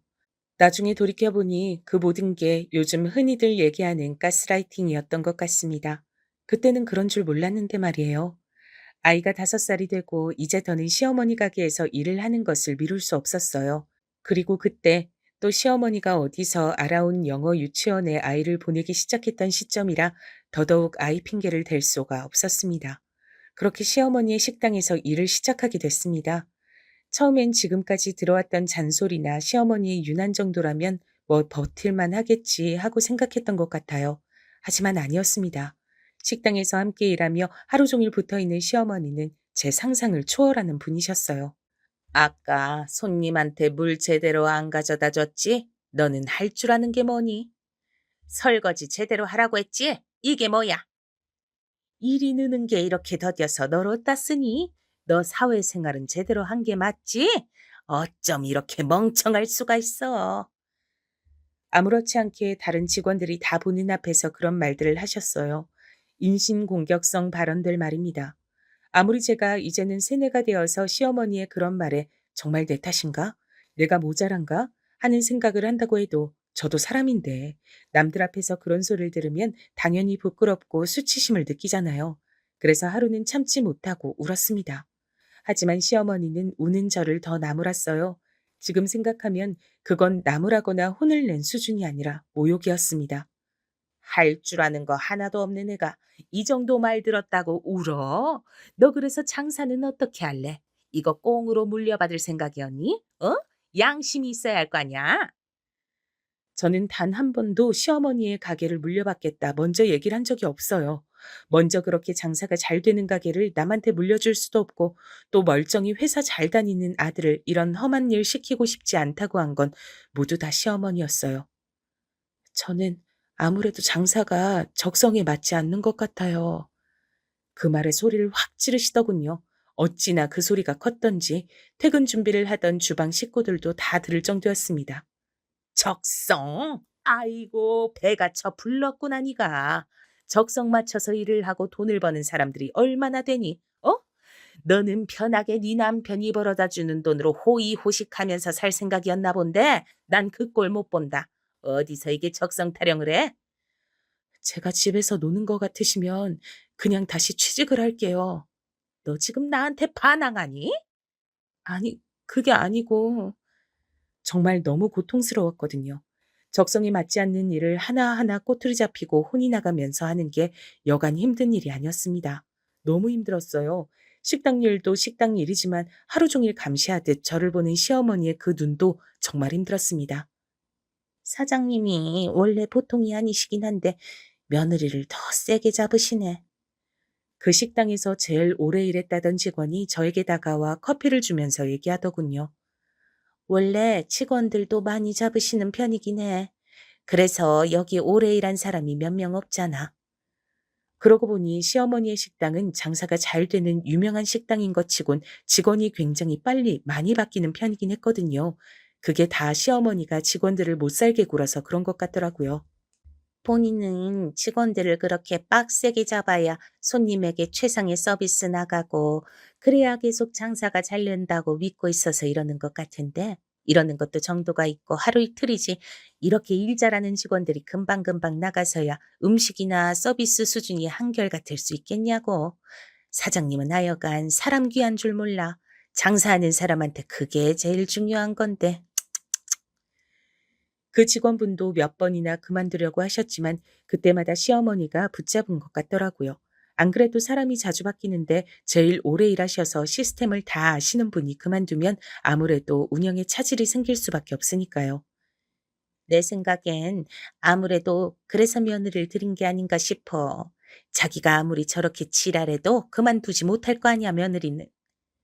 듣고 보니 정말 그런 것 같다는 생각이 들더군요. 저에게 식당을 물려주고 뭐 그런 얘긴 사실 겉만 번지르르한 핑계에 불과하고 하도 직원들이 자주 바뀌고 많이 바뀌다 보니 식당의 맛과 서비스의 수준이 한결같이 유지되기가 힘이 들고 그로 인해 요즘 매출이 조금씩 줄어드는 중이라고 말이죠. 자기가 바뀔 생각 안 하고 이런 못될 생각이나 하고 있으니 하여간 저 사람 참 안 바뀌어. 시어머니네 가게에서 근 10년을 일하시는 분이 이제 일을 막 시작한 며느리에게 자기 사장 흉을 볼 정도면 시어머니는 정말 사람 관리를 못하고 있는 게 분명했습니다. 그것만 봐도 이 식당은 오래 유지되긴 글른 것 같았어요. 물론 시어머니 본인만 몰랐지 말입니다. 하지만 전 그런 구체적인 생각보다도 지금 당장 제가 못 견디게 힘든 게 더 컸기 때문에 어느 날은 남편에게 얘기를 했어요. 나 도저히 어머니 가게 일 못하겠어. 장사도 너무 적성에 안 맞고 하루 종일 어머님께 감시당하는 것 같은 것도 너무 스트레스야. 전 제가 그렇게 얘기하면 남편이 제 편을 들어주고 그래도 시어머니에게 한 번쯤은 말을 해줄 줄 알았거든요. 하지만 그건 저의 엄청난 착각이었습니다. 남편은 제가 힘든 것 따윈 안중에도 없는 듯 했어요. 여보, 어머니 식당 한 달 순수익이 얼만 줄 알아? 갑자기 그 얘기가 여기서 왜 나와? 아, 그걸 나중에 당신이 물려받을 건데 당연히 얘기해야지. 어머니 식당으로만 나보다 한 달에 내 월급 2배는 버셔. 어머니가 그 일을 하시면 몇 년이나 더 하시겠어. 그 몇 년만 참아. 그보다 더한 보험이 어딨다고 배부른 소리를 하고 있어. 저보고 배부른 소리라고 하더군요. 저는 당장 죽을 것만 같이 괴로운데 말이죠. 전 그날 이후로 남편에게 그 얘기를 하는 것을 관뒀습니다. 그리고 머리를 아예 비우고 기계처럼 가게에서 일만 했어요. 어머니가 무슨 욕을 하셔도 저건 사람이 하는 말이 아니다 하는 생각을 하면서 말이죠. 그렇게 1년을 버텼습니다. 저는 나름 잘 버티고 있다고 생각했는데 오랜만에 보는 사람들마다 저를 걱정했어요. 야, 너 얼굴이 왜 그래? 식당 일 많이 힘들어? 어? 나 힘든가? 전 제가 힘든 줄도 모르는 상태까지 되었고 말이죠. 겉으로 보기에만 그랬던 게 아니었습니다. 친구들은 제가 사람도 변한 것 같다고 하더라고요. 너 좀 변한 것 같아. 내가? 어디가? 그전엔 무슨 말을 해도 공감도 잘해주고 잘 웃었는데 지금은 꼭 감정이 없는 사람 같이 표정도 없고. 사실 그 얘긴 엄마에게서도 들었었거든요. 장사가 많이 힘들어서 그렇다고 둘러댔는데 친구들에게도 그런 얘기를 들으니 제가 어딘가 이상해지고 있나 하는 생각이 들긴 하더라고요. 저는 정신적으로 상당히 많이 아픈 상태였습니다. 그땐 자각하고 있지 못했지만 말이죠. 아마 저는 엄마 아니었음 그걸 평생 자각하지 못한 채 그렇게 세뇌당해 마음도 표정도 없는 기계처럼 감정을 빼놓고 일만 했을지도 몰라요. 그게 불행한 거란 생각조차 하지 못하면서 말이죠. 하지만 그래도 저는 복이 있는 사람이었습니다. 우리 가족들 말이에요. 친정 식구들 말이죠. 그 일은 저희 엄마가 시어머니의 식당에 오면서 벌어졌습니다. 그 시기가 제가 유독 더 힘든 시기긴 했어요. 아무리 감정 없이 기계처럼 일을 하고 있다곤 하나 그래도 사람이기 때문에 엄청난 일들 앞에서까지 감정이 없을 순 없잖아요. 당연히 상처도 받고 말이죠. 그때 가게의 매출이 점점 떨어지고 있었거든요. 이유는 명확했습니다. 얼마 전에 주방에 이모님과 시어머니가 크게 한번 다투신 일이 있었어요. 그리고 그분이 그만두셨거든요. 물론 그 싸움도 시어머니의 막말로 시작이 된 거였고 말입니다. 암튼 그래서 새로 구한 주방의 직원 때문에 음식 맛이 조금 변했어요. 맛이 없어졌다기보다는 그동안 이 식당을 찾아온 단골 손님들이 원하는 맛이 아니었다고 할까요? 그래서 그런지 단골 손님들이 많이 빠졌습니다. 당연히 매출은 떨어지고 말이죠. 동네 장사가 아무리 잘 된다고 해도 손님들이 빤하잖아요. 그래서 시어머니가 엄청 예민했던 시기였죠. 제 작은 실수 하나도 그냥 넘기지 못했고 말이에요. 뻑하면 저에게 물통 같은 걸 집어던지고 인연전연 해가며 욕을 해댔습니다. 원래는 그 정도는 아니었는데 점점 더 심해졌어요. 모든 스트레스를 저에게 다 풀었거든요. 그 덕에 직원들은 좀 편하긴 했을 거예요. 저한테만 그 난리를 쳤으니까 말입니다. 한 번은 그런 시어머니의 모습을 남편이 봤던 적이 있어요. 그날은 식당의 손님이 수저가 더럽다며 수저를 바꿔달라는 컴플레인이 있은 날이었거든요. 그 손님이 나가자마자 시어머니가 저에게 숟가락과 젓가락을 던지며 쌍욕을 하셨는데 그때 마침 남편이 식당으로 들어왔었습니다. 여보, 전 내심 남편이 자기 어머니의 이런 모습을 보고 충격을 받아 시어머니에게 화를 내고 절 감싸주고 당신 앞으로 식당 나오지 말라며 엄포를 놓는 그런 모습을 상상했어요. 그럴 만한 장면이잖아요. 하지만 남편은 그러지 않았습니다. 어머니, 이 사람이 무슨 잘못을 했는진 모르겠지만 사람들 앞에서 이러시면 안 돼요. 그리고 사람들이 보지 않아도 남한테 그렇게 화를 내는 건 옳지 않아요. 거기서 자기 엄마를 달래고 가르치고 있더군요. 그렇게 말해서 들어먹는 사람이었으면 여태 저한테 그랬겠냐고요. 남편은 그냥 그때도 회피한 겁니다. 본인 눈으로 직접 목격한 이상 어떤 말은 해야겠고, 근데 일을 크게 만들긴 싫고, 제가 당한 거니 저에게 뭐라고는 할 순 없고, 그냥 안 하니만 못할 짓을 한 거예요. 전 그 이후로 남편에게 모든 신뢰를 잃었고 더 이상 남편이 의지가 된다는 생각을 단 하나도 하지 않게 됐거든요. 그냥 한 지붕 아래 사는 남자 사람, 그 이상도 이하도 아닌 존재가 돼버린 겁니다. 지금 생각하니 참 바보 같네요. 그 지경이 됐는데도 저는 왜 거기서 탈출하지 못하고 그렇게 당하고만 있었을까요? 세뇌가 이래서 무서운가 봅니다. 멀쩡했던 저 같은 사람도 그렇게 바보같이 만든 거 보면 말이죠. 그런 저를 그곳에서 탈출시켜 준 건 다름 아닌 우리 가족이었어요. 제 식구들 말입니다. 제가 그때쯤 너무 스트레스가 극심해서 엄마의 전화도 받지 않고 연락도 하지 않았거든요. 이 일이 없는 것처럼 굴 순 없었는데 걱정을 끼치긴 싫어서 그냥 피하는 걸 택했습니다. 그런데 마지막으로 본 딸의 모습이 굉장히 좋지 않아 보였는데 연락마저 되지 않으니 엄만 당연히 딸의 걱정을 많이 하셨죠. 그래서 시어머니의 가게에 찾아오셨어요. 그리고 그 장면을 목격하고 마신 겁니다. 시어머니가 고래고래 소리를 지르며 저에게 쌍욕을 하면서 제 뺨을 올려치는 장면을 말이죠. 그 일이 일어나게 된 사건의 전말은 이러했습니다. 그날은 시어머니의 심기가 매우 불편했어요. 주말이고 원래라면 손님으로 북적여야 하는 시간이었는데 손님이 몇 테이블 없었거든요. 안 그래도 요즘 손님이 굉장히 많이 빠지고 있는 상태라 예민했는데 그런 상황이니 더 심기가 불편하긴 했을 겁니다. 그런데 손님 한 분이 컴플레인을 거셨어요. 그 손님도 진상 손님이긴 했습니다. 나온 음식의 양이 작다며 절 불러다 뭐라고 했거든요. 더 가져달라는 말에 제가 죄송하지만 그럴 수 없다 연발하자 그 손님은 벌떡 일어나 저에게 삿대질하며 소리를 지르기 시작하셨어요. 종종 그렇게 말도 안 되는 손님들이 있긴 하거든요. 잠시만 참으면 되니까 생각하고 눈을 질끈 감고 있었습니다. 손님이 더 달라면 더 줄 것이지. 말이 많아. 손님, 죄송하지만 저희는 정량을 드리고 있기 때문에 추가로 더 드시고 싶으면 추가 금액을 내셔야만 가능합니다. 그냥은 드릴 수 없어요. 이렇게 서비스 정신이 없으니 주말에도 가게가 텅텅이지. 여기 네 테이블 뿐이네. 이렇게 식당이 큰데. 아마 그 말에 시어머니는 이성의 끈을 놓으신 것 같아요. 안 그래도 요즘 손님이 없어서 엄청 예민한 상태였는데 손님이 그 말을 하니 말이죠. 죄송합니다. 더 가져다 드릴게요. 시어머니는 손님에게 그렇게 얘기하고 다른 직원을 불러 음식을 더 가져다 드리게 시켰어요. 그랬더니 손님은 의기양양해졌습니다. 사장님이 장사 잘하시네. 여기 직원들 교육 좀 제대로 해요. 서비스직 하는 사람이 표정이 뚱해선 이러니 장사가 안 되지? 하며 저를 탓하는 듯한 말을 했죠. 시어머니는 그런 손님에게 알겠다고 하며 고개를 한 번 더 숙인 뒤 절 옆으로 끌고 나오셨습니다. 그리고 순식간이었어요. 제 뺨을 올려친 게 말입니다. 짝 하는 소리가 식당 전체에 울려 퍼지고 저는 아픈 것보다 놀라서 고개를 번쩍 들어 시어머니를 바라봤습니다.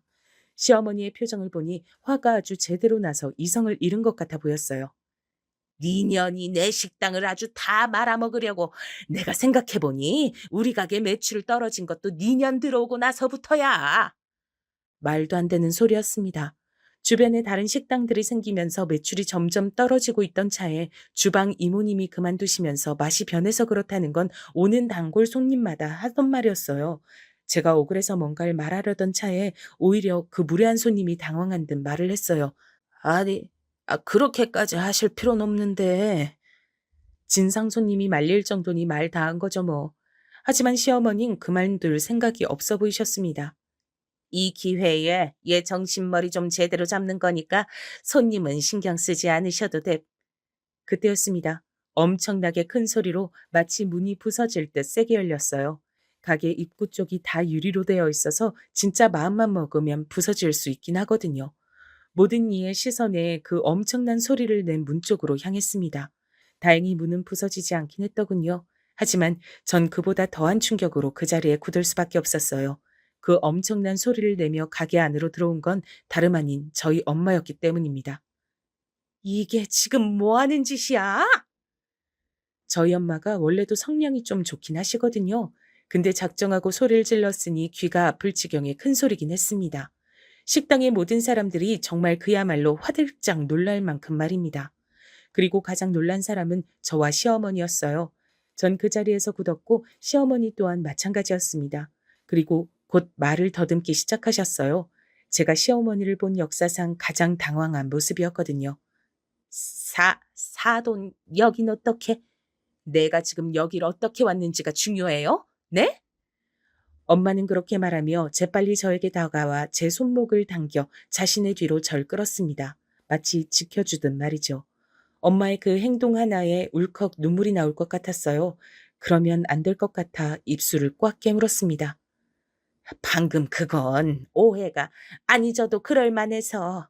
어디가 어떻게 그럴만하면 며느리한테 2년 전년 해대면서 뺨을 올려치는데요. 얼마나 그럴만하면. 엄마는 말을 하다가 도저히 참을 수가 없다는 듯 다시 소리를 버럭 질렀고 그 소리에 식당 안에 있던 손님들은 다시 한번 놀라는 듯 했습니다. 사실 평소에 저라면 거기서 엄마를 뜯어말리고 나중에 얘기하자고 했을 것 같았지만 그날은 도저히 그럴 마음이 생기지 않았어요. 저도 굉장히 많이 지쳐 있었던 것 같습니다.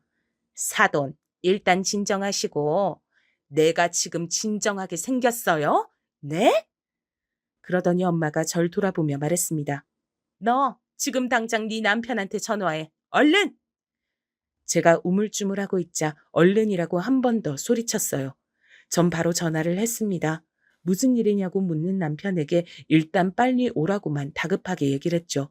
남편은 알겠다고 하고 끊더군요. 사돈, 일을 크게 만들지 마시고. 저 지금 일 크게 만들려고 이러는 건데요. 엄만 그렇게 이야기하고 바로 어디론가 전화했습니다. 어디로 하나 싶었는데 곧 알 수 있었죠. 네, 거기 경찰서죠? 여기. 바로 경찰에 전화한 겁니다. 여기 직원이 사장한테 폭행당했으니 얼른 오라고 말이죠. 시어머니는 벙치셨어요. 가게 안의 모든 사람이 놀라서 엄마를 바라봤습니다. 아니, 사돈, 지금 뭐 하시는 거예요? 뭘 하긴요. 보고도 모르세요? 그렇게 멍청하셔서 장사는 어떻게 하세요? 경찰에 신고한 거잖아요. 아니, 그 말이 아니잖아요. 무슨 이런 일로 신고를. 이런 일? 지금 내 딸을 그렇게 무자비하게 때려놓고 지금 이런 일이라고 했어요? 네? 다시 한번 엄마가 큰 소리로 화를 내셨습니다. 어느새 가게 안 손님들은 모두 저희를 구경하고 있었죠. 아마 저라도 그랬을 겁니다. 남편보다 경찰이 먼저 도착했습니다. 경찰은 가족끼리 일어난 일이라는 거에 1차로 당황하고 수습하려 했지만 엄만 당장 CCTV에 제가 맞는 장병부터 확보해달라고 단호하게 얘기했어요. 그렇게 경찰이 CCTV를 확보했다고 하자마자 남편이 가게 안으로 들어왔습니다. 그리고 눈앞의 광경에 상당히 놀란 듯 보였죠. 아니, 이게 무슨... 자네 알았나 몰랐나? 무슨 말씀이신지... 내 딸이 여기서 이렇게 폭행당해가면서 2년 전년이라는 쌍욕 들어가면서 일하고 있다는 거 알았나 몰랐나? 엄마의 그 무서운 말투에 남편이 순간적으로 진실을 얘기했죠. 원래라면 생각을 하고 자기 유리한 대로 얘기를 했을 테지만 그땐 상당히 당황해서 이성적으로 그런 걸 판단할 여유가 없었던 것 같습니다. 엄마, 또 그러셨어요? 제가 앞으로는 그러시지 말라고 했잖아요. 하고 말이죠. 아, 이런 일이 전에도 또 있었단 얘기네요. 그제야 경찰이 조금 심각하게 받아들이는 듯 했어요. 남편이 뭔가 아차 하는 얼굴로 경찰을 바라봤습니다. 엄마는 눈을 감고 화를 사귀는 듯 했죠. 나중에 엄마에게 들었는데 엄만 그때 굉장히 필사적으로 참고 있으신 거였습니다.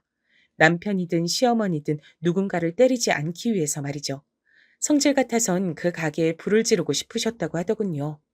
여보, 장모님, 일단 진정하시고. 이 집안 사람들은 단체로 진정할 일이 아닌 거에 왜 자꾸 진정하래? 내가 지금 진정하게 생겼나? 어? 여기서 진정하면 그게 제정신이 아닌 거 아닌가? 내 딸이 내 눈앞에서 그런 취급당하며 맞았는데. 엄마의 그 말에 남편이 입을 다물었습니다. 그러곤 곤란하게 됐다는 얼굴로 한숨을 쉬었어요. 지금 깨달으신 분 있으신가요? 남편은 가게에 들어와서 그 얘기를 들은 뒤 단 한 번도 저에게 괜찮냐는 말을 하지 않았습니다. 그저 이 상황을 어떻게 수습해야 할지에 급급할 뿐이었죠. 그건 엄마도 눈치를 챈 것 같더군요. 자기 부인이 맞았단 말을 듣고도 장모라는 사람이 이렇게 눈이 뒤집혀서 화를 내면 엄청난 짓을 당했다는 걸 알 텐데도 자네는 여기 들어와서 단 한 번도 내 딸한테 괜찮은지 묻지 않았어. 이것만 봐도 알 수 있겠네. 우리 딸이 이 집구석에서 어떤 취급받으면서 여태 살았는지. 난 더 이상 이 집구석에 우리 딸 두고 갈 생각 없어. 엄마의 그 말에 그동안 참았던 눈물이 터져 나왔습니다. 말 그대로 눈물이 터져 나왔어요. 정말 사람이 이렇게 울 수도 있구나 싶을 만큼 펑펑 울었습니다. 쓰러질 만큼 말이죠. 그렇게 울고 있으니 아까 저에게 시비를 걸었던 진상 손님이 저에게 사과하러 오더군요. 아유, 죄송합니다. 저도 다짜고짜 뺨을 때리셔서 당황했어요. 그렇게까지 하실 일이 아닌데 혹시 뭐 진술이나 이런 게 필요하면 다 협조하겠습니다. 그 진상 손님마저 나설 만큼이면 저희 시어머니가 어느 정도였는지 아실 수 있겠죠? 아무튼 저는 바로 병원으로 가 수액을 맞고 맞은 부분에 대한 진단서를 끊은 뒤 이미 경찰서로 갔습니다. 남편과 시어머니는 이미 진술하고 있었고요. 엄만 동생에게 전화해 아들을 친정집으로 데리고 가라고 시켰어요. 전 경찰서에서 그간 있었던 일을 다 진술하고 시어머니를 폭행죄로 바로 고소했습니다. 물론 그 자리에서 바로 처벌이 되거나 하는 건 아니라 사건 경위서 같은 것만 쓰고 나왔지만 말이죠. 경찰서를 나오는데 남편이 그러더군요. 당신 나랑 안 살 거야? 그럼 당신이랑 살 건데 내가 이러겠니? 경찰서에 앉아서 진술하면서 제가 그동안 얼마나 바보같이 살아왔는지, 이렇게 사는 게 얼마나 힘들고 답답했는지 깨닫게 됐거든요. 다시는 그 집구석으로 들어가고 싶지 않았습니다. 생각만 해도 숨이 막힐 것 같았어요. 여태 제가 버티고 있었던 게 용할 만큼 말입니다. 시어머니는 저에게 한마디도 하지 않으셨어요. 자신이 무슨 말을 하든 불리하게 작용한다는 것을 순식간에 깨달으신 듯 하더군요. 아무튼 그렇게 그날은 마무리됐죠. 집으로 가서 그간 있었던 일을 얘기하며 한 번 더 울었고 바로 다음 날 엄마의 아는 분을 변호사로 선임하고 이혼 소송을 진행했습니다. 그간 저에게 해오신 악행들이 꽤 증거가 많이 남아 있더라고요. 휴대폰으로도 악담을 많이 해오셨고 요즘 휴대폰에는 또 전화 내용이 자동으로 녹음되는 기능이 있잖아요. 그 기능으로 저에게 퍼부었던 엄청난 폭언들이 다 기록으로 남아 있었습니다. 엄마는 그 녹음 내용들을 들으며 우셨어요. 제가 그간 왜 말하지 않았는지 그런 것들은 하나도 추궁하지 않으셨죠. 그간 얼마나 힘들었냐며 그저 꼭 안아주실 뿐이었습니다. 그런 부모님과 가족들의 태도를 보며 그동안 내가 얼마나 바보 같았는지 한 번 더 깨닫게 됐죠. 이렇게 날 소중하게 대해주는 사람들이 많은데 왜 그렇게 당하고 살았는지 하고 말이죠. 폭행으로 했던 소송은 증언을 해줄 사람들이 넘쳐났습니다. 시어머니와 좋지 않게 헤어졌던 가게 직원들이 소식을 듣고 너도 나도 증언을 하겠다며 연락이 왔거든요. 시어머니가 얼마나 잘못 살았는지 알 수 있는 부분이죠. 그 때문에 온 동네에 소문이 다 났다고 하더군요. 며느리를 때리는 시어머니로 말이죠. 당연히 가게는 손님이 뚝 끊겼습니다. 동네 아줌마들이 많이 오는 가게였는데 며느리를 때리는 시어머니가 하는 가게 당연히 가지 않죠. 원래도 가게는 점점 망해가고 있었지만 정말 문을 닫아야만 했어요. 손님이 하나도 오지 않는 날이 더 많은 식당이 됐으니 말입니다. 가게 문을 닫던 날 시어머니가 주저앉아 우셨다고 하더군요. 불쌍하다는 생각조차 들지 않았습니다. 그리고 폭행으로 했던 소송은 시어머니가 저에게 상당한 금액의 위자료를 배상하라는 결과가 나왔어요. 그리고 이혼 소송은 남편 측에서 합의를 제시해 왔습니다. 다른 건 다 포기해도 양육권은 안 돼. 그건 나한테 줘. 나는 그딴 집안에서 우리 아들이 크는 거 못 봐. 그리고 소송하면 어차피 내가 갖게 될 건데 내가 그걸 왜 포기해? 시어머니는 다른 무엇보다도 제가 양육권을 가져가는 사실에 대해 속이 뒤집혀 있어요. 울었다가 빌었다가 화를 냈다가 저에게 오만 짓을 다 하셨거든요. 지금 오씨 집안 독자를 네가 데리고 나가서 키우겠단 거냐?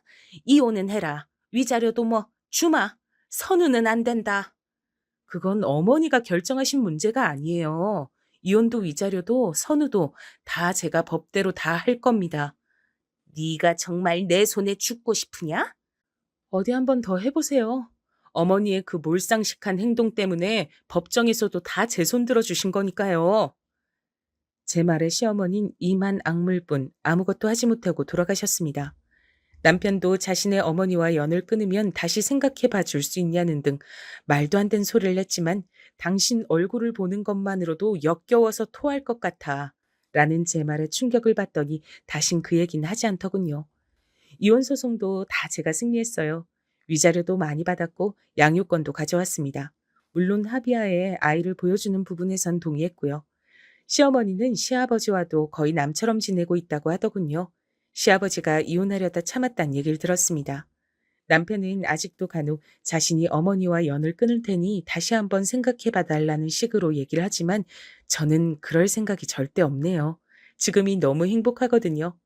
이제 숨을 쉬는 것 같고 이제 세상이 보이는 것 같아요. 소중한 제 가족들과 전 이렇게 살기로 결심했습니다. 엄마가 밝아지니 아이도 밝아지는 것 같아서 그동안 아이에게도 영향이 있었구나 싶어 슬프기도 했고 말이죠. 저는 요즘 문화센터에서 도예를 배우고 있습니다. 잡생각을 하지 않고 집중하기에 상당히 좋더라고요. 그리고 재미도 있고 말이죠. 이렇게 하루하루 소소한 즐거움을 느끼며 사는 일상이 얼마나 행복하고 소중한지 새삼 깨닫고 있는 나날들을 보내고 있어요. 그리고 눈물이 날 만큼 그 사실이 행복합니다.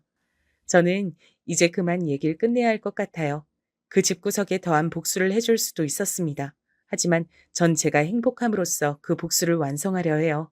그들은 정말 불행해 보이거든요. 그만 줄일게요. 제 얘기 들어주신 분들도 오늘 하루 소소한 행복을 느끼며 그 일상에 행복해 하시길 바랍니다. 감사합니다.